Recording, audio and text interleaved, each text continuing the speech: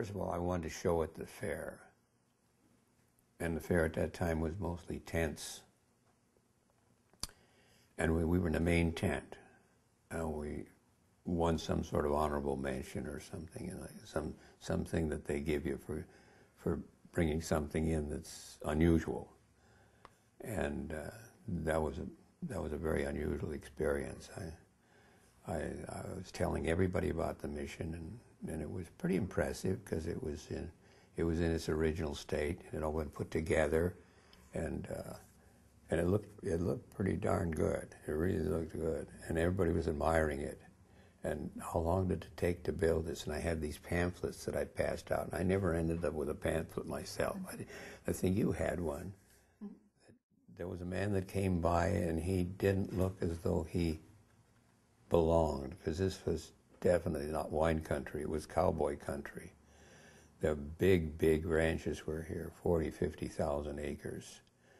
And he kept standing in front of the model, and then he'd walk on, and he came back day after day. And finally he looked at me and he said, this model was built with a sign. He knew he had the pamphlet in his hand. This model was built by patients at the state hospital. And I said, it was. And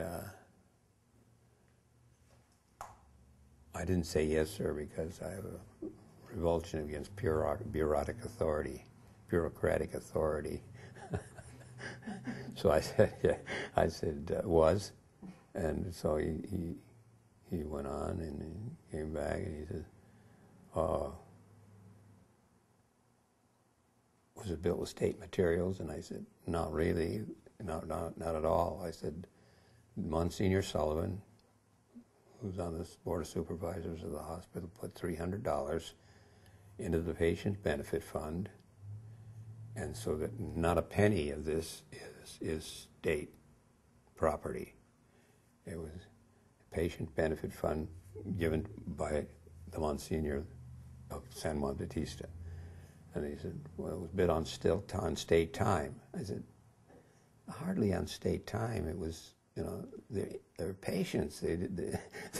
They're not exactly employees. I mean, you can't, they're not building license plates or anything. They built something for therapeutic reasons. And he handed me his card, and he says, this does not belong to anyone else. It belongs to the state. I will have a crew here tomorrow to dismantle it and take it to the Rotunda building in Sacramento, where it will go on display. And I thought that was a terrible waste of all this time and energy to have the Monsignor's dream not at least realized it. It wouldn't have been bad if he'd have made a compromise. He said, can we have it for 6 weeks or a month or 2 months? He said, no, it belongs to the state. And that was pretty definitive and positive.